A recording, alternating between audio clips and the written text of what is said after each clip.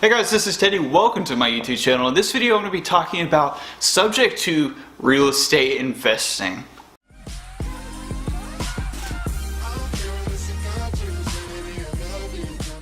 So subject to real estate investing is a zero down strategy. So yes, you can have the ability to purchase a piece of real estate for no money down and essentially have a zero down deal. Now, there's a lot of hype around subject to real estate investing, but subject to real estate investing isn't complicated. Literally, when a seller deeds a property over to a new buyer and the mortgage stays in place. So the new buyer is essentially taking over the mortgage for the property. And in today's world, basically what you would do is you would literally just log into the mortgage payment portal and begin paying the mortgage on the house as if you were in the shoes of the old owner. The biggest issue that people have is they don't understand when you would actually use a subject to deal as opposed to just buying a property. This usually occurs when people are in very, very bad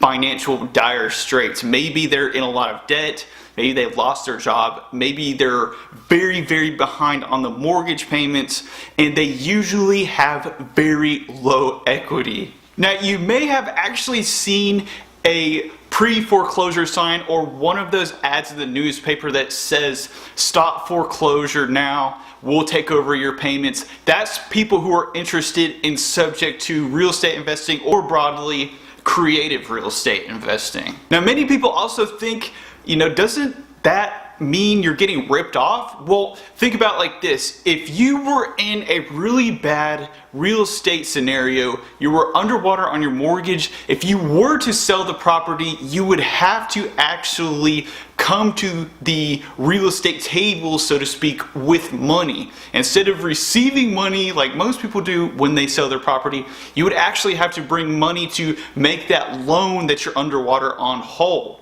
So this is why many people consider some of these more creative real estate investing strategies. Given there are a lot of sketchy real estate investors out there, but not having to bring money to the table and actually being able to get out of a house before it dings your credit score is a lot more favorable scenario than actually throwing in the towel and letting the property go to foreclosure and then ruining your credit. Now, the next thing that many people want to know is, what about if somebody has equity in the property? Well, the first thing is that people who have equity in their real estate are more than likely not going to consider a subject to deal. You also have to understand when you're approaching these people and you're an investor yourself, they already have a negative connotation to you. Very difficult to explain one of these creative strategies to somebody. So you can automatically rule out that if they're not motivated to sell, then they're probably not going to be interested in a subject to deal. But if they do have equity by any chance and they literally just want to get out of the property as quickly as possible, more than likely you're going to have to pay them for that equity. Now, the last thing that people usually always want to know about is the due on sale clause. Many people are paranoid that if you sell, you're going to trigger the due on sale clause, which will allow the bank to call back the loan.